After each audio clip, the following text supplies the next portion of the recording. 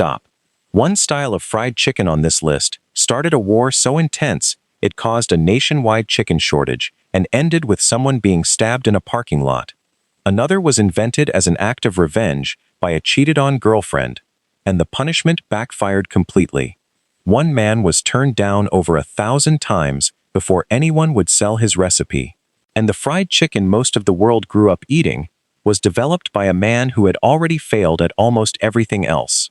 We are going through every major style of fried chicken. Stay with me. Southern fried chicken. Before there was KFC, Nashville Hot, or Korean fried chicken, there was Southern fried chicken.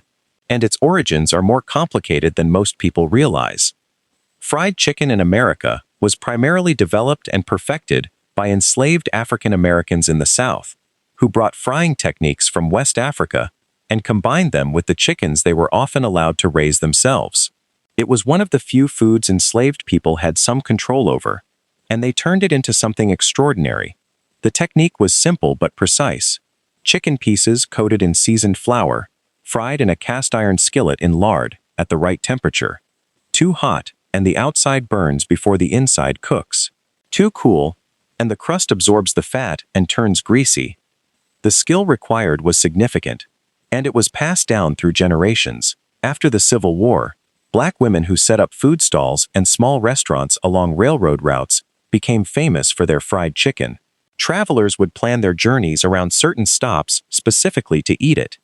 This is the foundation everything else on this list is built on. Every style that follows, KFC, Nashville Hot, Korean, exists because of what these women perfected in cast-iron skillets in the American South. KFC, Colonel Sanders, Harlan Sanders. A man who failed at almost everything before the age of 65. He worked as a steamboat pilot, a firefighter, an insurance salesman, a filling station operator. Each venture eventually collapsed. In the 1930s, during the Great Depression, he started serving fried chicken out of a roadside filling station in Corbin, Kentucky. It became popular enough that he expanded into a restaurant. Then, a new highway bypassed his town. His restaurant lost all its traffic and went under. He was 65 years old, with almost nothing left. So he took his secret recipe, written on a piece of paper kept in his wallet, and started driving across the country, knocking on restaurant doors. He would cook his chicken for owners and propose a deal. 5 cents per piece sold. He was rejected over 1,000 times. Then he found one restaurant willing to try it. Then another. Then another. The recipe used 11 herbs and spices and a pressure cooker, which cooked the chicken faster without drying it out. It was different from anything else on the market. By 1964, KFC had over 600 locations. Sanders, now 73, sold the company for $2 million. He became a brand ambassador and spent the rest of his life touring the world in his white suit. Then he started publicly calling KFC's food garbage. He described their gravy as pure wallpaper paste and said the crispy chicken was a damn fried dough ball stuck on some chicken. The company he built, he could not stand what it became. The secret recipe still exists today. KFC splits it between 2 separate companies, Griffith Laboratories and McCormick, and gives each company only half, so that no single person ever knows the full recipe at once. Nashville Hot Chicken was invented as revenge. In the 1930s, a man named Thornton Prince had a reputation in Nashville for staying out late and being unfaithful. One morning, after another night out, he woke up to the smell of fried chicken. His girlfriend had cooked him breakfast. What he did not know was that she had loaded the chicken with an extreme amount of cayenne pepper, enough to be genuinely painful, specifically to punish him. Her plan failed completely. He loved it. He started refining the recipe, opened a small restaurant with his brothers called the BBQ Chicken Shack in North Nashville, and began selling it. For almost 70 years, Nashville Hot Chicken stayed almost entirely within Nashville's black community. Most of the rest of the city had never heard of it. It was a neighborhood dish, hidden in plain sight. Then, in 2007, the city held its first annual Music City Hot Chicken Festival. Hattie B's opened in 2012 and introduced it to a mainstream audience. When KFC added it to their national menu in 2016, it exploded across the country. A dish invented out of spite in the 1930s became one of the fastest-growing food trends in America. Prince's Hot Chicken Shack is still open today, run by Thornton Prince's great-niece, still using the same recipe. Chick-fil-A, the third-largest fast food chain in the United States, despite being closed every single Sunday. The chain was founded by Truett Cathy in 1967 in Atlanta.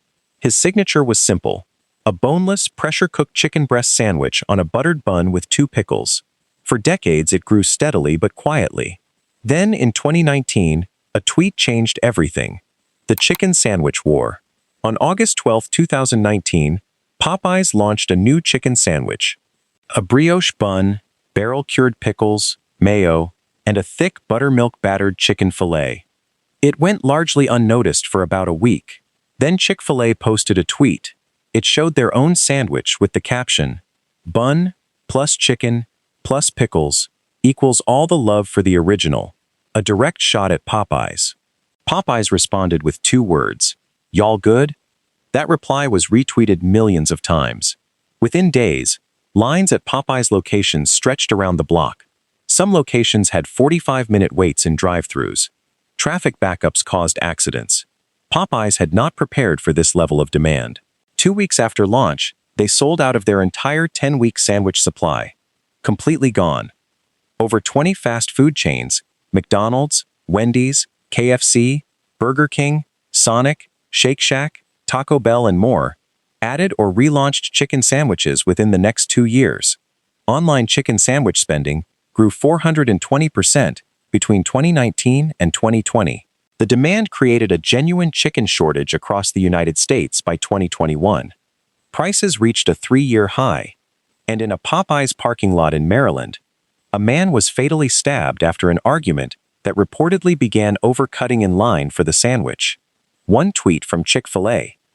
One response from Popeyes, a nationwide shortage, a record sales surge, and a war between over 20 fast food brands.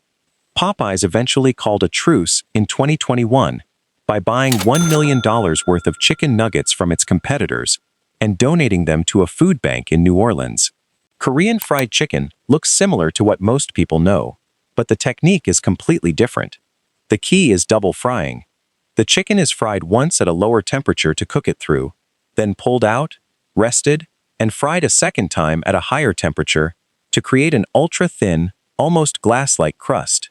The result is chicken that stays crispy for hours, even after being sauced.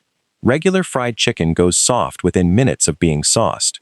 Korean fried chicken does not. The style became widespread in South Korea after the 1997 Asian financial crisis. When the economy collapsed and unemployment soared, the South Korean government encouraged people to start small businesses. Fried chicken shops were cheap to open and required minimal equipment. Thousands opened almost overnight.